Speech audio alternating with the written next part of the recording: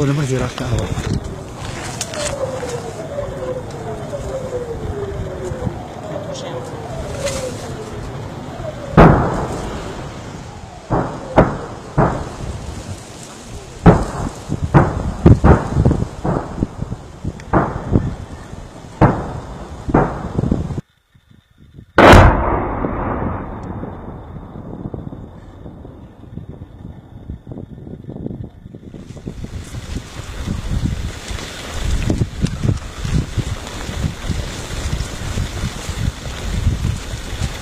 جمهوری ئیسلامی پرسێکی گرنگجار زۆریشی لە پێشمەرگە هەیە چونکە پێشمەرگە بە چوونەوە ناوچە بە چوونەوە مەنتەقە دەتوانێت خەڵک ڕاپەڕێنێ دەبێ هەموو کەس لە حەستە خۆی شۆڕجێر بێ ئینقلابی بێت شۆڕشی کورد لە ڕابردوودا کە چاو لێ بکەین هەمیشە هەوێنی سەرتاسەری ڕووداوەکانی ئێرانێ بووە کە چاو لە ساڵی 24 دەکەین کە کۆماری دموکراتیک کوردستاندا دەمەزرێت لە تەنیشتوی کۆماری ئازربایجاندا دەمەزرێ خەباتی 46 حیزبی دموکرات سیاکە لە شمالی ئێران کان چریکەکان بە دوای ئەو هەڕەکەتەدا دەیکەن لە شۆڕشی گەلانی ئێران کە چاو لێ دەکەین ساڵی 57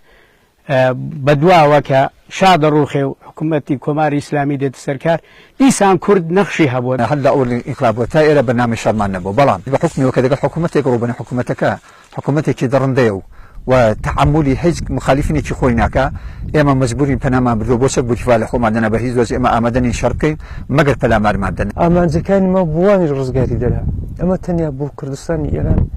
فعالیتە ناکەین ئەو سیستەمێکەمە بۆ سەر تاسەری ئێران دەمان هەوێ ژیانێکە کە هەموو خەڵکی ئێران ئەو ڕداوای دەکا کە دموکراسی و ئازادی و بیرڕابێ کە ئەمە 37 ساڵەوە پێش وەکو کورداوامان کرد بەڵام خەڵکی ئێران ئەوڕۆ بەرەبەرە بەو ئامانجە گەیشتن کە کورد 37 ساڵەوە پێش بەرحەق بووە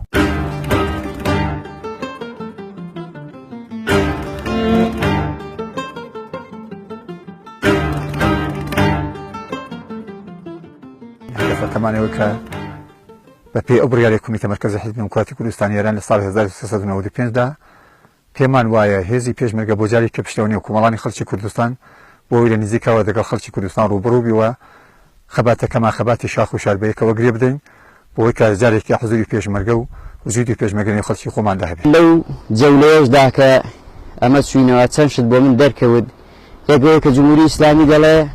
ئەمە سنوورەکانمان قەفڵ و زنجیر کردووە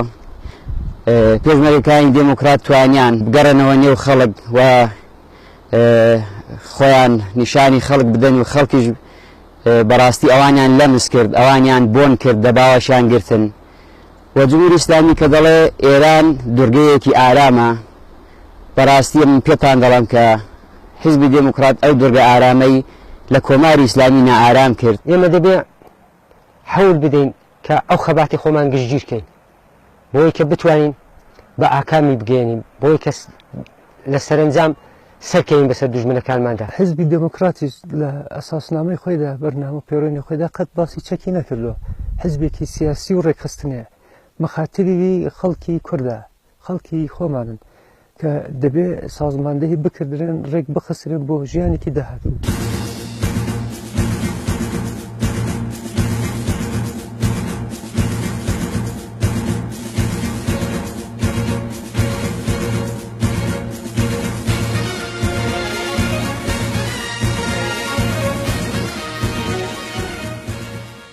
دیارە لەو ماوەیدا مە سەردانی منتقەی شنۆیمان کردووە سەردانی منتقەی نەغەدەمان کردووە سەردانی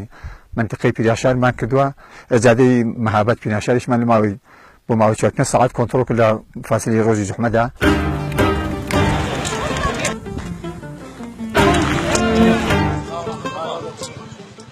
ئەو شێوە هەڕەکەتەی پێشمەرگە و خەڵکم وادیت وەکو ئەوەڵی ئینقلابی ساڵی 57 دەهاتە بەرچاوم زۆر خۆشحاڵ بووم خەڵکەکە زۆریان پێخۆش بوو کە ئێمە لەو کات و ساتەیدا لەو وەختەیدا کە کۆماری ئیسلامی زۆر جار ڕاینگەیاندووە کە پێشمەرگە نەماوە سوزانم باسی لەوەی کردووە لە ئێران هیچ خەبەر نییە بەڵام ئێمە سەحات دوینی وەڕۆیە لەو سەیرانگەیە لە نێو خەڵک پەیدا بووین و خەڵکیش بەڕاستی پێشوازێکی گەرمیان لێکرد هەرو چاوەڕوانێش لە خەڵک دەکراکە خەڵک بە باوەشێکی گەرم بە دڵێکی ئاوەڵاوە پێشمەرگەکانیان وەرگرت و بە تایبەت جوانان کە زۆر دڵخۆش بوون بەو شتەی ئەمە شتێکم دەواندادیت کە تەسویرێکی زێهنی زۆر باش لە نێو مێشکی جواناندا دروست بوو کە دڵنیام لە ئێستا و لە داهاتووشدا گەورەترین دەستکەوت و گەورەترین سەرمای حیزبی دموکرات دەبێت. ئەو خەڵکە زۆری پێشبڕکێی خۆش دەوێت زیاتر لەوەی کە من بیرم لێ دەکردەوە. هەموو پێداویستەکانی ژیانی ڕۆژانی خۆمان لەو خەڵکە دابین دەکرد کە تامەزرۆی دیتنی پێشمەرگە بوون و لەو پەیوەندیەدا پێم وا بوو کە بەو ئاسانی ئێمە ناتوانین شتەکان دابینکەین بەڵام خەڵکی کوردستان نیشانیاندا کە لەگەڵ حیزبی دیموکراتی کوردستانی ئێرانن و لەو ماوەیەدا کە ئێمە لە ناوچە بووین بە باشترین شێوە توانیان هاوکاری هێزەکانی پێشمەرگە بکە. زۆر دێتوین زۆر خەڵکماندی لەگەڵ زۆر کەس دانیشتی لەگەڵ ساڵانی پێش و بەراوردەکە ئاوا دەبینم ئێستاکانە واقعیەتەکەی ئەوەیە ئاگایی خەڵک سەطحی زانیاری خەڵک باسەوادبوونی خەڵک هەستی نەتەوایەتی خەڵک بە نیسبەت ساڵان من زیاترم دی بەڵام ڕەنگ بێ ئەو مودەتەی دووری ئێمە لە خەڵک بۆ خۆی هێندێک تاسیراتی بوو بێ هێندێک کەم و کوڕی بوو بێ خەڵک ئامادەگی هەیە بەڵام تۆ دەبێ هێزێکی بزوێنەر بێ ئەو خەڵکە ببزوێنێ ئەو خەڵکە بە پشتیوانی تۆ ئێمە بە پشتیوانی خەڵک دەتوانین شۆڕشەکە سەر بخەین. بۆیە ئەوە جێگای خوشحاڵیە بۆ ئێمە خەڵکمان زەمینەی تێدا هەیە خەڵکمان ئامادەجیوەی هەیە بەڵام پێویست بەوەیە هێزەکان حیزبەکانی کوردی حزوریان هەبێ لە نێو خەڵکدا ئەویش بە یەکگرتوویی بە پێکەوە پسنەوە نێو خەڵک و خەڵکیش پشتیوانیان لێ دەکا من بە ئیتمینانەوە ئەوە دەڵێم.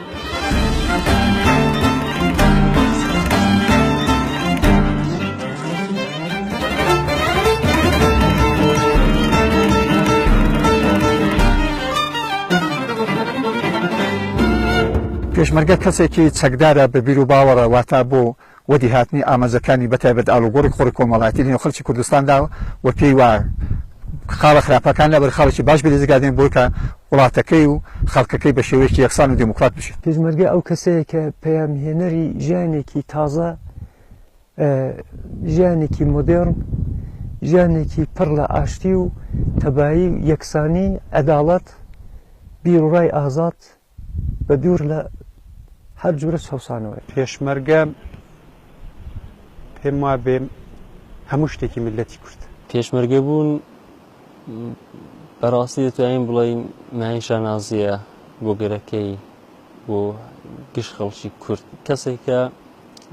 ماڵێکی نە سروەتێکی هەیە تەنیان شتێکێک کە بۆی شەڕ دەکا خەباتی بۆ دەکا خاکەیەتی تایبەتمەندی پێشمەرگە خۆشەویستی پێشمەرگە لێرەوە سەرتاوەی گرتووە دەگرێ کە پێشڕەبوونی خەڵک و نەزم و دسپلین و پارێزگاری لە خەڵکی کوردستان بۆ ڕزگاری بۆ داخوازی ماپەکانیان.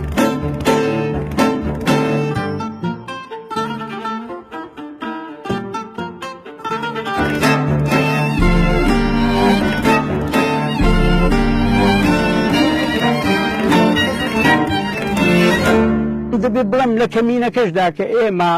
شەوی 28 لەسەر 29 شەش کە لەو چوین بۆ شوێنەی پردانانی پێدەڵێن لە خوارەوە قەبری حوسێنی زادەی پیران شار سەردەشت ئێمە کە چوینێ نێو ئەو کەمینەی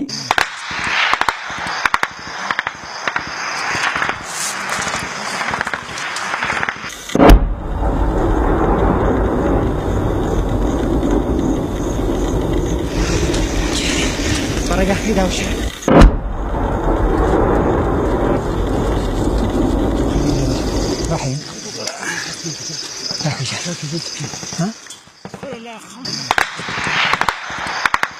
لەو دەرگیرێدا شەید ڕەحیم گەرگولی دوای چەند سەحاتێک برینداربوونی بەداخەوە دوایە شەهید بوو و هەر خۆشمان جەنازەکەمان لەگەڵ خۆمان برد و تەسلیم بە خاکمان کردووە. شەهید ڕەحیم عەبدوڵڵا نەژاد ناستا بە ڕەحیم گەرگولین کوڕێکی زۆر خۆشەویست بوو کوڕێکی زۆر ڕوخسوو و وەفادار بە ڕێبازی دموکرات بوو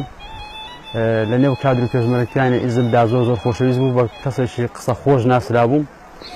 زۆر علاقەی بە کاری هونەری بوو بە تایبەتی زۆر گوێگری هونەرمەند محەممەدی ماملێ بوو کوڕێکی بە تەواومانە بەڕاستی شۆڕژێر بوو تێکۆشەرێکی ماندوو نەناز بوو هەمیشە کۆڕی هاوڕێیانی گەرم ڕادەگرت بە قسە خۆشەکانی زۆر دڵخۆش بوو بۆی کە لە جلوبەرجی پێشمەرگایەتیدا بۆ زارێکی دیکە چۆتە بۆ نێو کۆمەڵانی خەڵکی کوردستان و کە ئەو خەڵکەی دەدی ئاوە بە شێوەیەکی باش پێشوازیان لە پێشمەرگەکانی ئیزم دەکرد زۆر خۆشحاڵ و بۆ زۆر وڕێی دەدا بە پێشمەرگەکان هەمیشە کە ئاوڕم دەداوە شەید ڕەحیم بەدواوە بوو بەڵام ئەو زووتر وە پێش من کەوتوو چۆ نێو کاروانی سوورخەڵاتی شەهیدان هیوادارم ئێمەش بتوانین لانی کەم درێژە دەری ڕێباز و ڕێگا پرسەروەرەکەی بین لە ماوەی 11 ساڵ کە بەیەکەوە ئاشنایەتی و ڕەفیقاتی و هاوڕێیەتی و هاوسەنگەراتیمان بوو بەڕاستی هەمیشە ئێمەی هەندەدا بۆ حیزبایەتی بۆ کوردایەتی قەت نەمدی ساتێک گلەی هەبێ لە ژیانی پێشمەرگایەتی خۆیدا کچێکی هەیە بە ناوی گریلا پێکوت بەقەت هەموو دنیام خۆش دەوێت بەڵام حازر نیم بە خاتریوی دەست لە کوردایەتی و حیزبایەتی و شۆڕژێری خۆم هەڵگرم شۆڕش و پێشمەرگایەتی ئەوانە دەبی پێشبینی کرابن و چاوەڕانی ئەوەش بکەین بۆ یەجارێکی کە بە نوێنەراتی هەمووتان هەلێرەوە سڵاو دێنێرین بۆ ڕوحەکەی بۆ گۆڕەکەی وە سەرخۆشی خۆمان لە بنەماڵەی و بەتایبەت خێزانەکەی و کچە چووکەی دەکەین و هیوادارم هەمووشمان درێژە دەری ڕێگای کاگراهیمی بین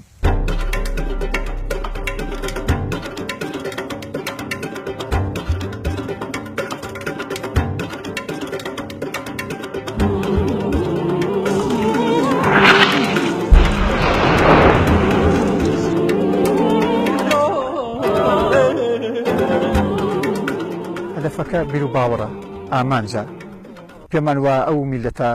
حەقی خۆیەتەکە بە ئامانجەکانی خۆی بگە بۆیە زیاتر بیر و باوەڕەوە لە ئینسان دەکە بەتابێت لە کابرای شۆڕێژگەر کە بمێنێتە لە سەفی شۆڕێزدا بەڵام هەمووی ئەو کارانێکی ئێستادانکەین تەجروبەیە لە خەڵکی دیکە ماوەرگتووە لە بەرپرسانی دیکەوەگرێت لە ماوەی پێشمەرگایدا فێر بووینە بۆیە ئێستا زیاتر ئەوە هەانمان دەکە بەو شێوە خۆپاراستنمانەوەمان لە سەفی شۆڕێزداوە پەروەردەکردنی هاوکارەکان و ڕافیقەکانمانە جمهوری ئیسلامی تەبوو هەموو ئیمکاناتەیەوە نەیتوانی شکەست بە ئێمە بێنێ دروستە ئێمە شەهیدماندا وەلی بازم دەستکەوتێکی زیاتریشمان هەبوو ئێمە یعنی دیسان کە بەسەریدا زاڵ بووینە بەسەر جمهوری ئیسلامیدا و ترسێکی یەکجار زۆریشی لە پێشمەرگە هەیە چونکە پێشمەرگە بە چوونەوە ناوچە بە چوونەوە منتەقە دەتوانێت خەڵک ڕاپەڕێنی خەڵکی بۆ جمهوری ئیسلامی دەبێتە ئاخرین نەفەسەکانی یعنی حکوومەتەکەی کۆتایی پێدێ هیواداریشم ئەو ڕاستانێک ئێمە دەستمان پێکردەوە کۆتایین نەفەسی جمهوری ئیسلامی بێ دەبێ هەموو کەس لە حەستە خۆی